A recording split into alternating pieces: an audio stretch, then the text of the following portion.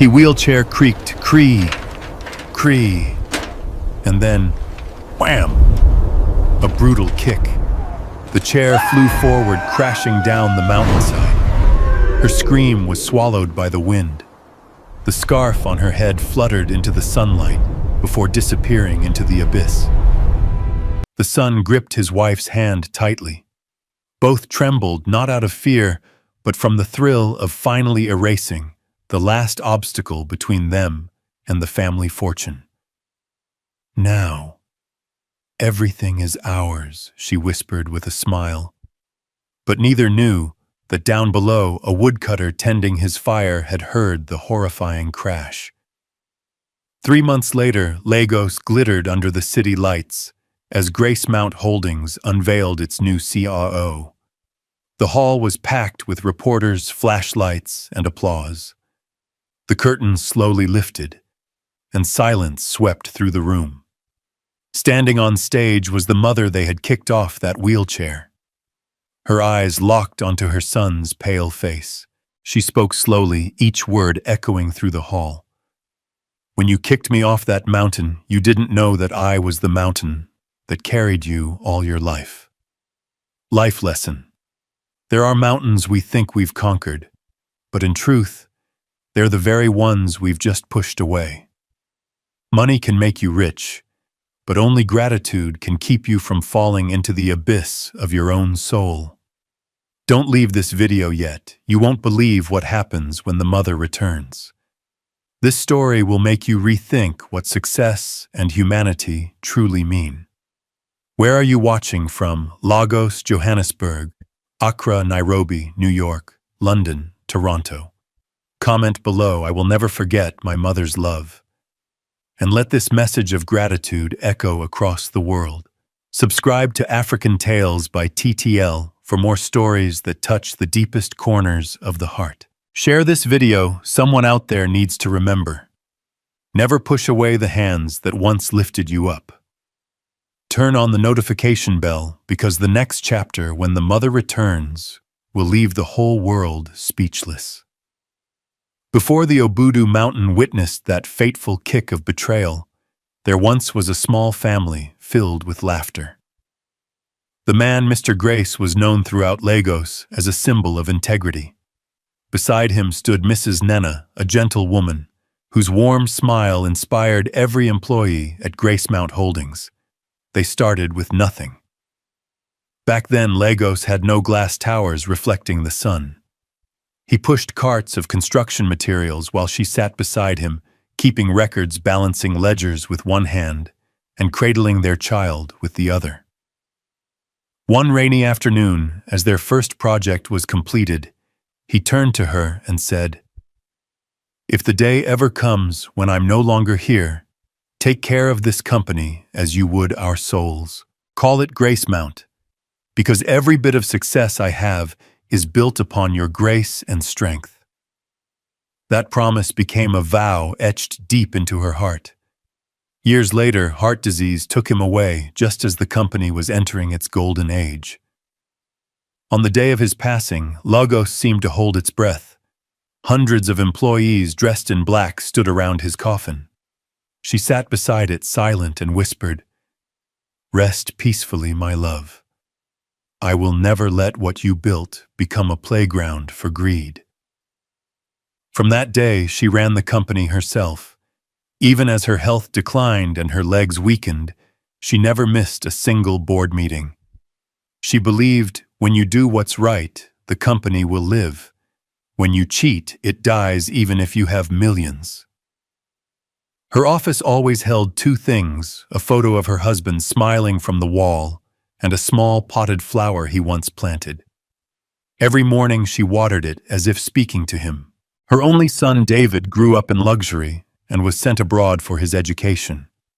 She dreamed that when he returned, he would use his knowledge to build their homeland, to continue his father's legacy. But the first time his footsteps echoed through the company lobby at 28, she noticed something different. The light in his eyes was gone, replaced by cold calculation. "I'll do better than you, Mother," he said, not as a promise but as a challenge. She smiled, still gentle as ever. I only hope you remember this company bears the name Grace, not Gold. Time passed. She gradually stepped out of the spotlight, letting him become vice president. In the newspapers, people saw a young, charismatic David standing tall, while his disabled mother lingered quietly in the background, her smile fading behind the glare of success. One evening, as she sat by the window watching the sunset glimmer on the pond, her phone rang. David's voice was full of excitement. Mom, I want you to meet the woman I love. She's incredible. You're going to adore her. She smiled, her heart warming for a moment. But she didn't know that this meeting would be the beginning of a tragedy. Because the woman named Amara wasn't coming to be a daughter-in-law, she was coming to claim a throne called Gracemount. That night, after everyone had gone home, Nena looked up at her husband's photo and whispered softly, "My love, I've kept the company alive, but I fear I'm losing our son." Outside the Lagos, night wind swept through the open window, carrying with it the sound of footsteps, the quiet echo of fate drawing near. They say greed begins with a glance, but in truth it starts the moment we believe we deserve more than our parents ever did. Come with me and see what happened when David married Amara, and how the shadows slowly began to consume his heart. David and Amara's wedding felt like a dream. That night, Victoria Island glittered beneath 1,000 lights, luxury cars lined up past the gates, and the Lagos press hailed it as the wedding of the century between a young tycoon and a beauty queen. But beneath the jazz music and applause, only one person wasn't smiling: his mother. Mrs. Nena sat in her simple wheelchair, in the front row, her eyes kind yet deeply reflective. When Amara approached in her shimmering white gown, she bowed politely, her smile colder than the chandelier light above. From that moment, the old woman sensed something strange. It wasn't the wind of joy, but the chill of calculation. After the wedding, their mansion in Lekki became their new home. But within weeks, the warmth in the air began to fade. Amara, a woman born for cameras and stages, could not bear the presence of a disabled mother-in-law. Her voice was sweet, but her words were knives. "Darling, your mother deserves to rest now," she'd say softly. "You shouldn't let her meddle in the company anymore. Times have changed. We need fresh blood, modern ideas." David said nothing. But inside him, another fire was rising. All his life he had stood in his mother's shadow, a woman every employee respected, almost worshipped. Now he wanted to prove that he, not she, was the rightful heir to Gracemount's throne. Soon Mrs. Nena stopped appearing at meetings. Financial decisions, big contracts, and mysterious money transfers began circulating without her knowledge. Old employees exchanged worried glances, but kept silent. Because the new CEO, David, no longer carried the reflection of his righteous father, only the burning glow of ambition in his eyes.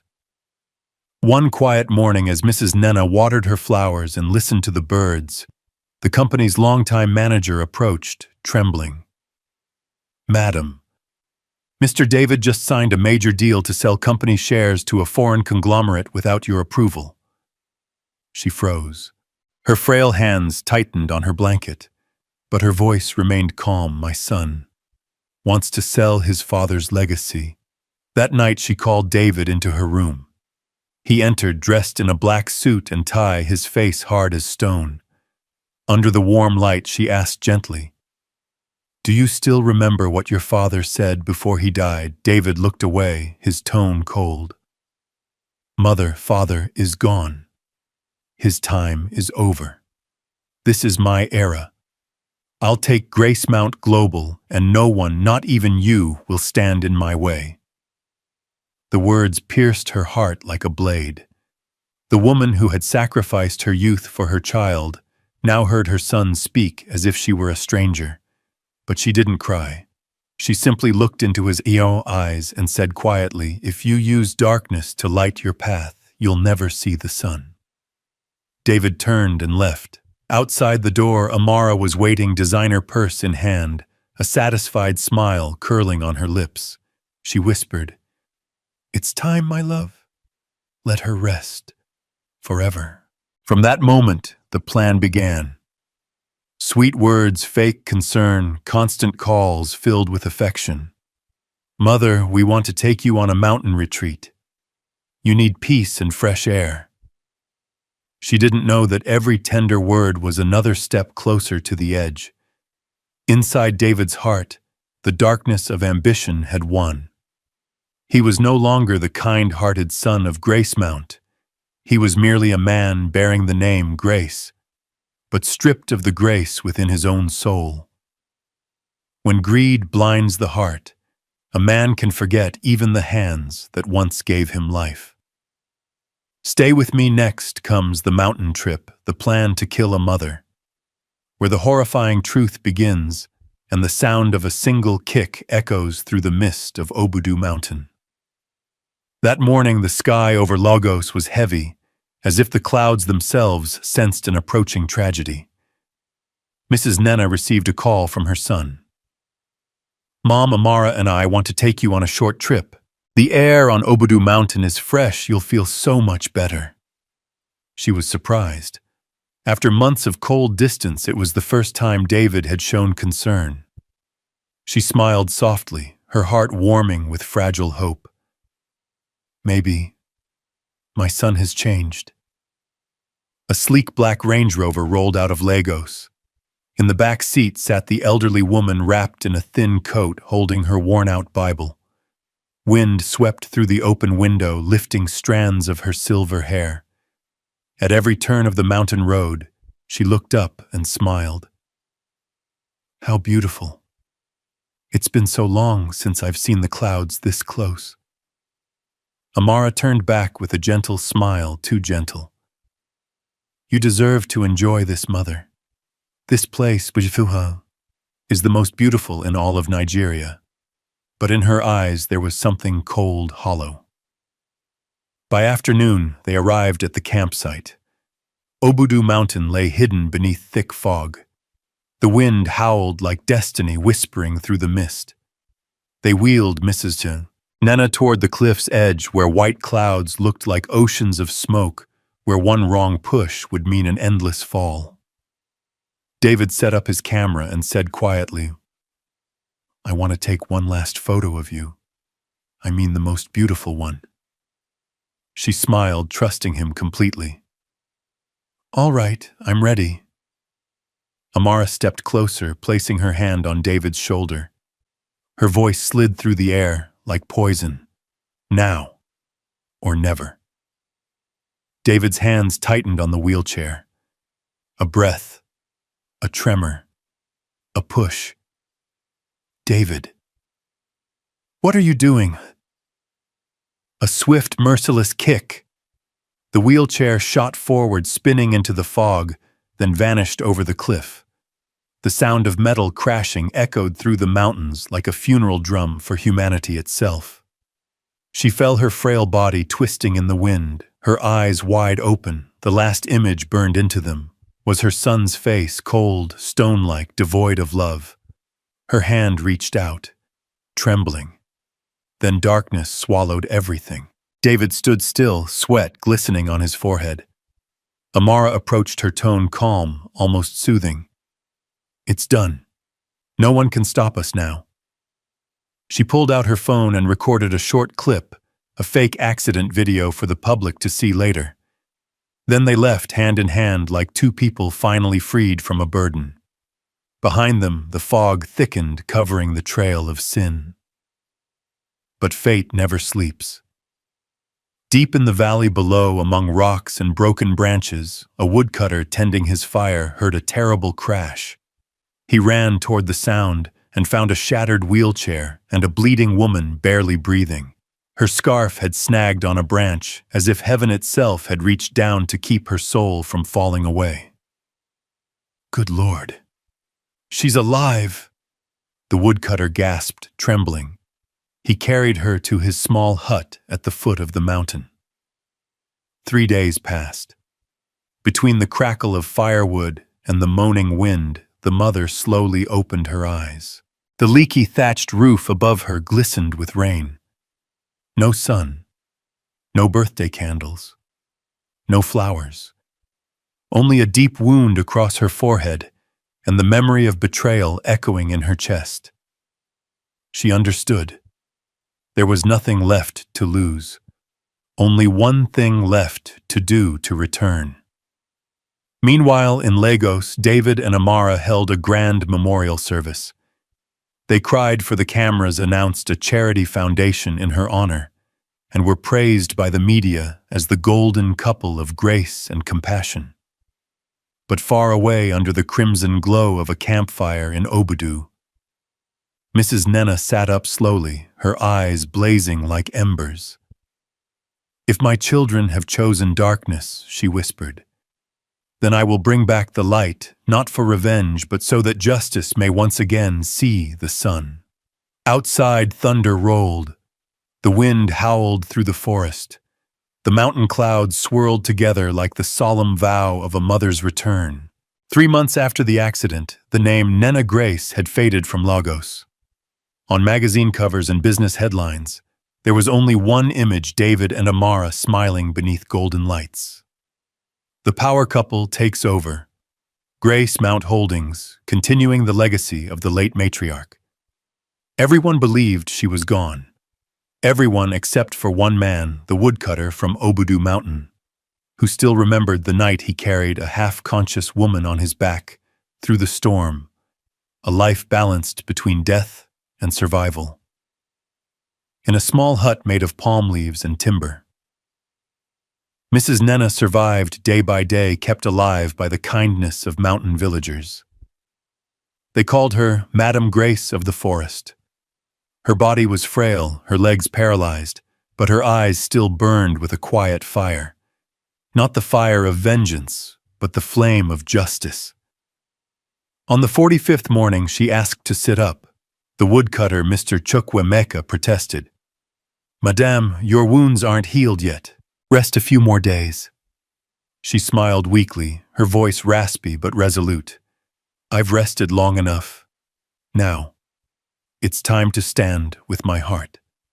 She asked him to write a letter to an old lawyer in Lagos, Mr. Ifeanyi, who had once worked for her late husband. The letter contained only 13 words: "I am alive. Keep it secret. Prepare for my return." 2 weeks later, an old pickup truck pulled into the mountain village.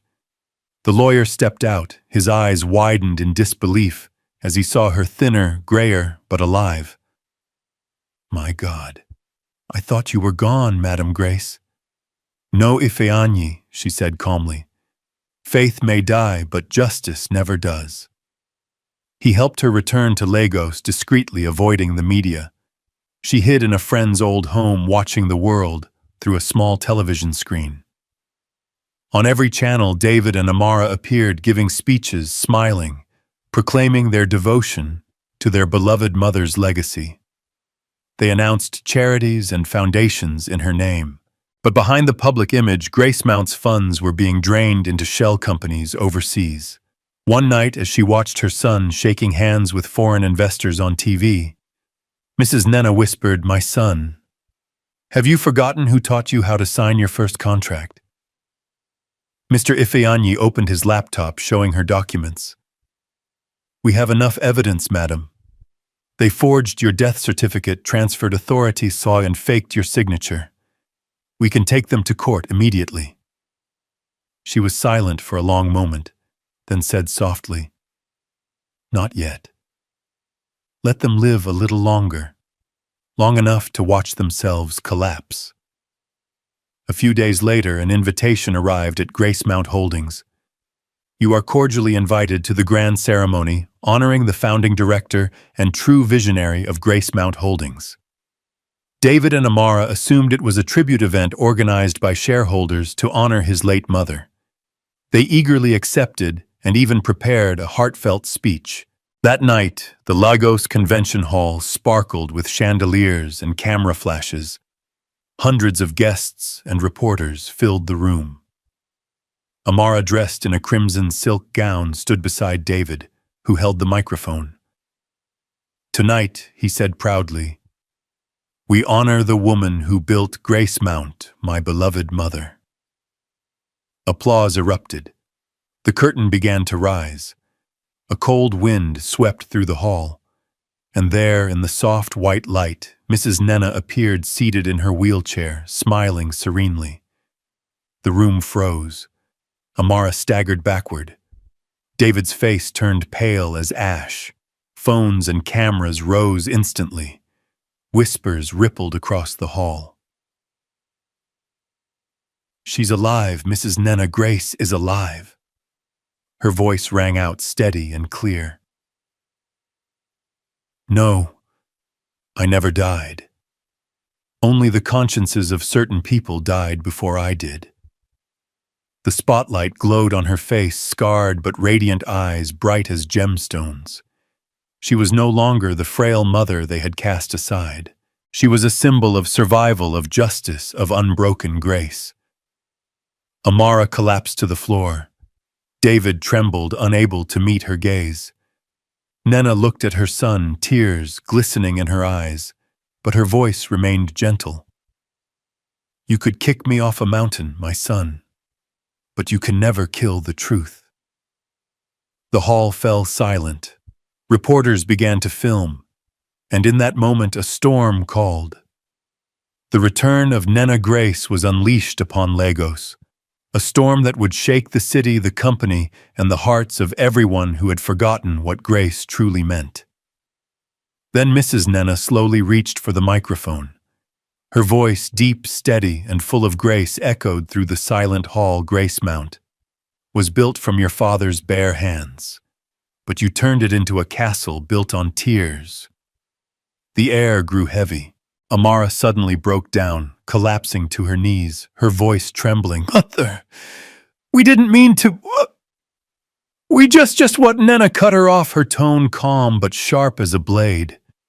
"Just that you thought I was a burden, or just that you believed ambition was worth more than a life." David stepped forward, shaking. "Mother, I'm sorry. I only wanted to prove I was strong enough." She looked at him, tears flowing down her scarred cheeks. "Strength does not mean stepping on the one who gave you life. Success is never born from kicking away the hand that raised you." The cameras caught every word. The broadcast streamed live across Lagos. Social media exploded with hashtags. "Mother returns. Grace. Mount Truth. Masha. African Tales by Two." From the front row, lawyer Ifeanyi rose and handed a sealed envelope to the police. His voice carried through the hall. "All evidence of forgery, embezzlement, and attempted murder has been verified. They did not only betray a mother, they betrayed the law." Two officers approached. Amara panicked, screaming, "No, I didn't do anything." It was David. David froze. Head bowed, eyes empty. He said nothing as the handcuffs clicked shut. The sound of camera shutters, click, click, click, fell like the hammer of justice. Mrs. Nenna turned away. She didn't look back at them again. Facing the audience, she spoke clearly. "Today, Grace Mount hasn't lost a director. It has simply reclaimed its soul." The hall erupted in applause, many in tears. A young reporter stepped forward and asked softly, "Madam Grace, do you forgive them?"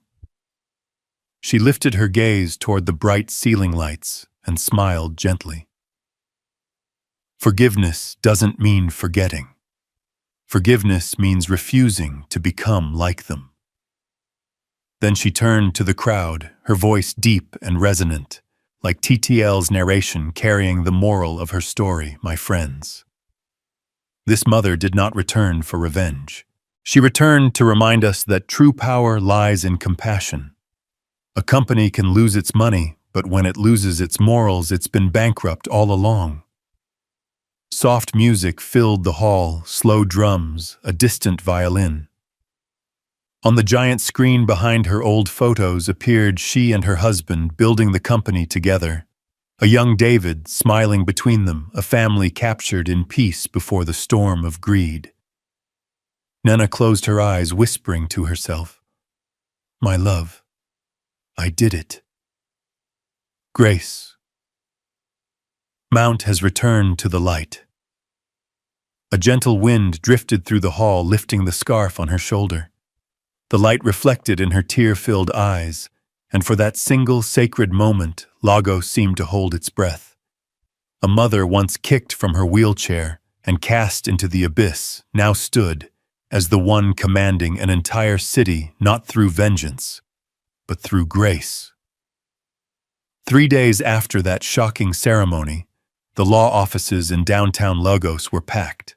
On the 15th floor, in a glass-walled room, overlooking the endless stream of cars below, Mrs. Nana Grace sat in her wheelchair across from a dark wooden desk.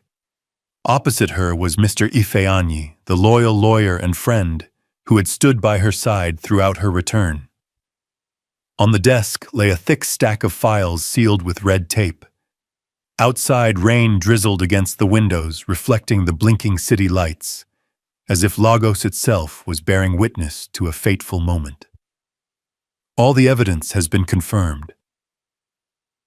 Madame Grace Ifeanyi said, calm and deliberate. We have falsified transfer documents, a forged death certificate, manipulated camera footage from Obudu, and multiple shell company accounts. The charges of attempted murder and financial fraud both carry severe penalties. Nana was silent for a long moment, then sighed softly. Justice is not revenge, Ifeanyi, but sometimes the darkness must be shown the light, so that lost children may learn every action carries a price. That afternoon, as she left the office, news flooded every network Grace Mount trial to be held publicly at the Lagos High Court. The entire nation buzzed. People called it the greatest moral case in Nigeria's business history. The day of the trial, rain poured over Lagos. Outside the courthouse, hundreds gathered with signs reading, "Justice for the disabled mother. Gratitude is worth more than gold." Inside the courtroom glowed with bright lights. David and Amara sat at the defendant's bench, their faces pale. They had once basked in the spotlight of admiration, now only the sharp bang of the judge's gavel echoed in the silence. The presiding judge, an elderly man with gray hair and a solemn voice, looked down at the files. The court has reviewed all evidence. The actions of the defendants are not only legal crimes, but moral crimes, a betrayal of parenthood itself. Amara burst into tears. David bowed his head, fists clenched. When Mrs. Nana was wheeled into the courtroom, the entire room rose in silence. She did not look at them, only at the judge. "Your Honor," she said softly but firmly, "I do not wish to see them destroyed. I only wish they learn what I once believed: no one grows wealthy by killing the person who taught them to live with integrity. I leave judgment to justice, not to hatred." The courtroom fell completely still. The judge nodded slowly, then spoke the verdict. "The court hereby sentences David Grace to 25 years in prison, Amara Grace to 20 years, and orders the seizure of all illicit assets to be returned to their rightful owner, Mrs. Nana Grace." The court also acknowledges the extraordinary compassion of the plaintiff and declares that Grace Mount Holdings shall be restored under a humanitarian charter. Bang! The sound of the gavel marked the end. David lifted his head, eyes glistening. "Mother, I'm sorry." She looked at him through tears. "Sorry cannot replace gratitude, but I still pray that one day God lets you walk again in the light." Amara screamed as she was led away. David followed slow and trembling, his eyes hollow.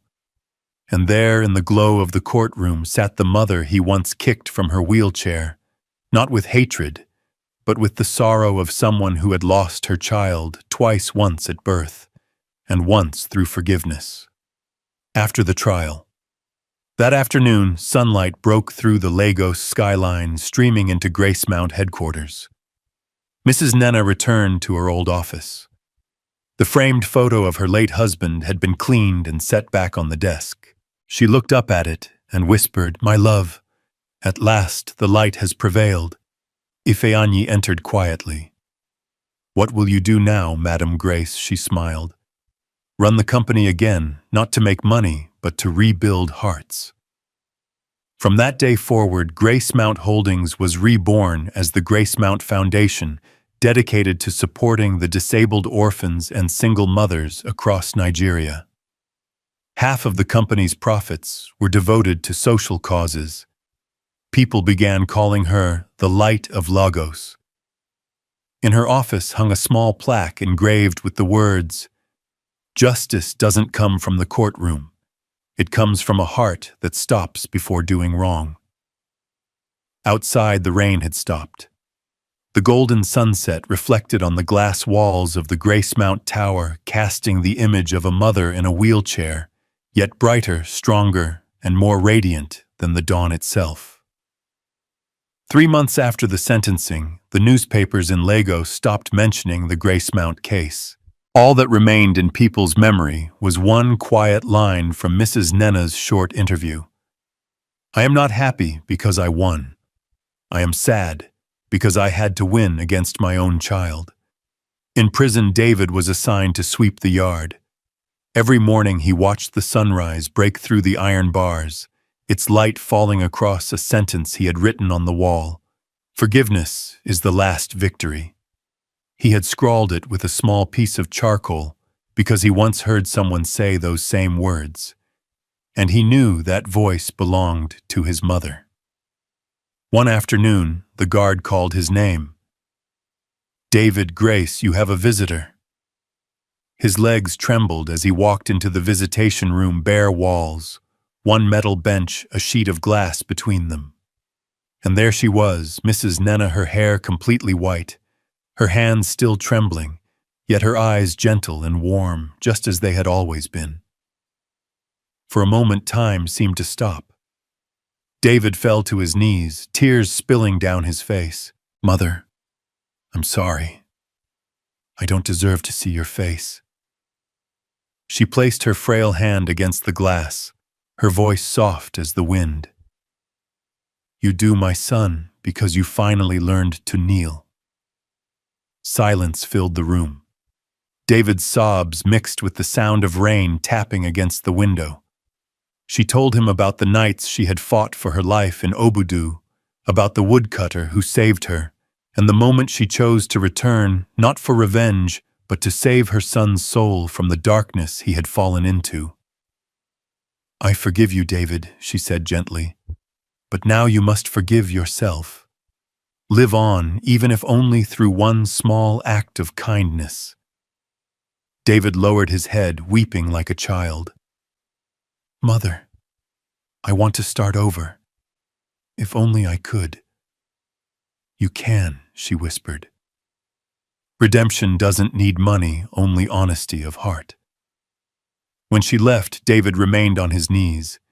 Tears fell onto the cold concrete floor, mingling with the rain outside. For the first time he felt light, not because he was free, but because his heart had finally learned to bow. A bright morning dawned over Lagos. The Gracemount Tower rose proudly into the sky, its glass walls catching the golden reflection of sunrise. The old sign, Gracemount International Business Group, was gone. In its place now glimmered a new one, Gracemount Foundation, where compassion is the eternal asset. Inside, Mrs. Nenna sat in her wheelchair, a thick folder resting in her lap. But it wasn't filled with contracts or profit charts. It was a list of people in need, the disabled, the widowed, the forgotten, those whose stories once mirrored her own. Every month, she donated 70% of the company's revenue to build schools, open vocational centers, and provide wheelchairs for the poor. The press called her the Iron Angel of Lagos, but she always smiled and said, "I am no angel. I am just a mother who was once pushed off a mountain, now trying to lift others up." On her desk sat two framed photos, her husband and her son side by side. Beneath them lay a handwritten note. "Forgiveness is the only road that leads the heart back home." That afternoon, she visited Lagos Correctional Center. David stood in the courtyard wearing a simple prison uniform, teaching a group of inmates how to read and write. When he saw her, he froze, then slowly walked forward and knelt. No words were needed. Their eyes said everything. "How many students have you taught?" she asked. "About 30, mother. But I'm still learning the hardest lesson." "What's that?" "Learning to forgive myself." She smiled gently and placed her hand on his shoulder through the bars. "Then today, my son, you've finally graduated." By evening, Lagos glowed beneath a crimson sunset. Back in her office, Mrs. Nena looked down at the busy streets. Children in brand new uniforms climbed aboard Gracemount Foundation school buses. An elderly woman in a wheelchair beamed with joy as she received her gift. A former addict, now an accountant for the foundation, smiled proudly at his desk. These were her new children, not by blood, but born from the compassion she had sown into the world. On the lobby screen, a news report aired. From a betrayed mother to a beacon of hope, Mrs. Nena Grace has turned her pain into a light that guides thousands. She looked up at the screen, her eyes shimmering. Softly, she whispered, "Thank you, Lord, for giving me more days to love." There are people who were once pushed into the abyss, yet it was down there that they discovered their wings. There are wounds that never heal, but that those wounds become the light that guides others home. Remember this: wealth is not how much you have. It's how much compassion you have left. That mother lost everything: her status, her strength, her son. But she found herself again in the kindness she gave away. And that was her greatest victory. My dear friend, today's story isn't just about betrayal or justice. It's about faith in the power of compassion. Because only compassion can save a world that's slowly losing its soul.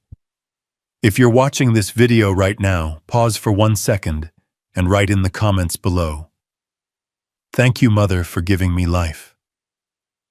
Just one sentence, but it might touch the heart of someone who's forgotten their roots. Where are you watching from? Lagos, Johannesburg, Accra, Nairobi, New York, London, Toronto, Hanoi. Share your city. Let TTL know where the voices of compassion are still listening. Subscribe to Afritales by TTL, where every story is a prayer for humanity. Share this video somewhere out there. A mother needs to hear that justice and love still exist. Turn on the notification bell and don't miss the next story, where every tear that falls plants a seed of kindness. Thank you for listening, for feeling, and for believing. This is Afritales Bittle Stories from the heart of Africa, where every tear that falls becomes a seed of light.